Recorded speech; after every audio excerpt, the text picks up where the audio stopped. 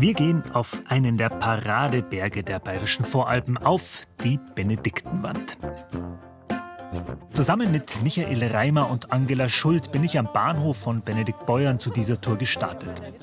Michael hat einen Führer über Streckenwanderungen in den Bayerischen Alpen geschrieben, die mit Bus und Bahn zu erreichen sind. Heute wollen wir die Benediktenwand überschreiten, auf einer Hütte übernachten und morgen dann mit dem Zug wieder nach Hause fahren.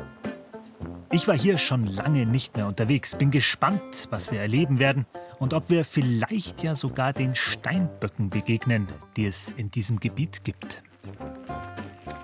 Hast du schon mal Steinböcke gesehen, Rudi? Ja, die habe ich gesehen. Das ist ein großes Erlebnis.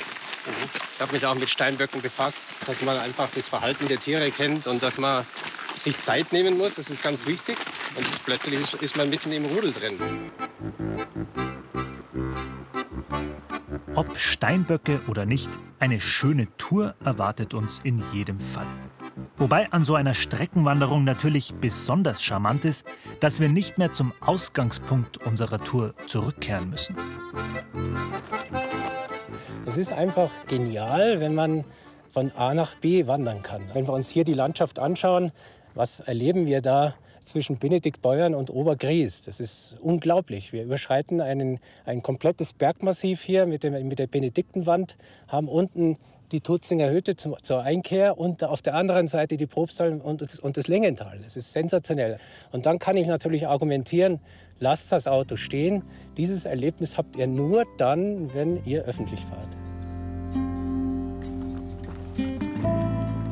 Auch ein Gebiet, das einem eigentlich wohlvertraut ist, lässt sich immer wieder neu entdecken. Eine Erfahrung, die auch Angela gemacht hat und bei jeder Tour in den heimischen Bergen aufs Neue macht.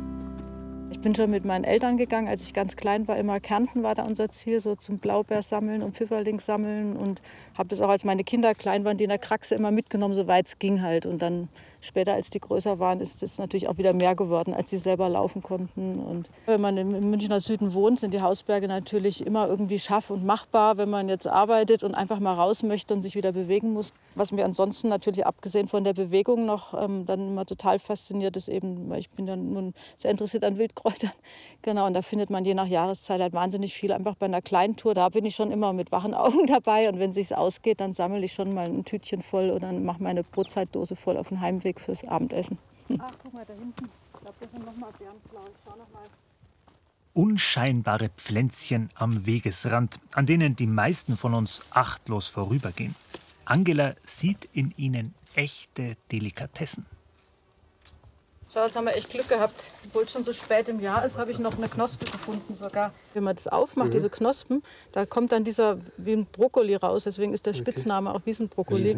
Und es ist fantastisch. Also es schmeckt fruchtig und nussig, ohne den Kohlgeschmack. Gebraten in der Pfanne. Ja. Ein tolles Amüsgöi. Genau, cool. Eine schöne Vorspeise nachher. Klein, aber fein. Okay. Ah, fantastisch.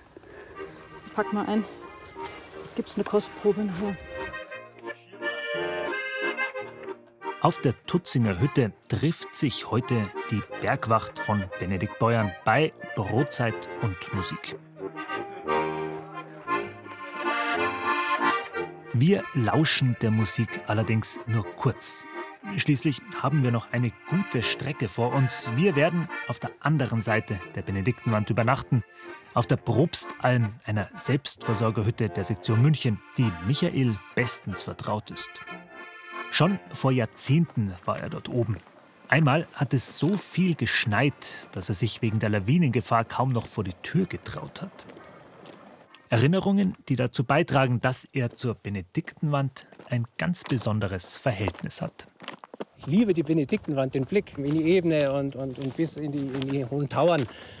Ein sensationeller Aussichtsberg und dann kommt noch die Alpenflora dazu. Es gibt zahlreiche Enzianarten und auch Orchideen, die hier am Weg blühen. Das ist sensationell.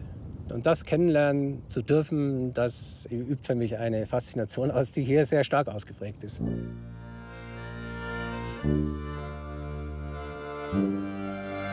Geschenkt bekommen wir die faszinierende Flora und Fauna an der Kampenwand allerdings nicht. Bis ganz nach oben sind es über 1200 Höhenmeter, also durchaus eine stramme Wanderung.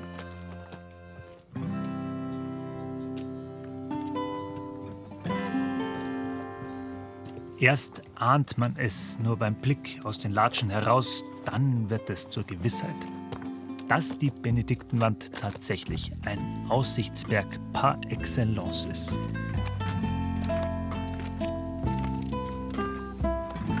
Wahnsinn, eine Wahnsinns-Gipfelkreuz. Hurra, gratuliere. Sehr gut. Ja, alles Gute, gell? Bergheil. Bergheil. Super, gratuliere. Gratuliere. Stark. Und der schöne bayerische Voralpenausblick. Da flach und da die Berge immer höher. Traumhaft.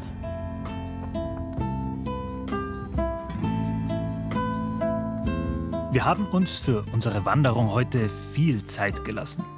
Wir konnten uns viel Zeit lassen, weil wir nicht am selben Tag wieder zurück ins Tal und wieder nach Hause fahren wollen.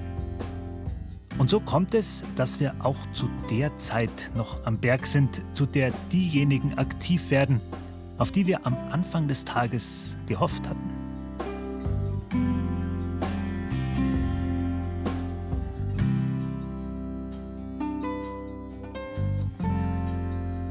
Kurz nach der Begegnung mit den Steinböcken erreichen wir unser Ziel für heute. Die Probstalm, auf der übernachten darf, wer Mitglied bei der Alpenvereinssektion München und Oberland ist. Bewirtschaftet ist die Hütte nicht. Wir allerdings sind mit Markus verabredet, der sich für die Sektion um die Hütte und heute auch um uns kümmert. Dem Alpenverein gehört die Probstalm schon seit vielen Jahrzehnten. Ganz aktuell erstrahlt sie in neuem Glanz. Wann ist die renoviert worden? Letztes Jahr oder? Vor 2 Jahren, 2020. Corona-Zeit gut genutzt dann, oder? Ja, war voll in der Corona-Zeit drin. Okay. Das alte Holzlager, das war unten im Gegensatz, das haben wir aufgelöst. Und jetzt schläfst du unten und hast aber die Decke hoch bis unter das Dach. Und hast dann diese Schlafgalerie, wo du auch schlafen kannst. Den Schlafraum und auch die neue Bio-Trockentoilette werden wir aber erst später nutzen. Erst einmal probieren wir, was Angela heute am Wegesrand gesammelt hat. So, Achtung, heiß und fettig, wie man so schön sagt. Die Mutigen dürfen probieren oder können probieren. Die kostbare. Heilige Knospe und dann kann noch ein knuspriges Blättchen dazu. Sag jetzt nichts. Bisschen nussig sogar. Fruchtig und nussig, ja. Aber ganz besonders, echt besonders. Dann zum Wohl, schön, dass wir da sind. So, genau so stelle ich ihn mir vor. Den Ausklang eines perfekten Tages in den Bergen.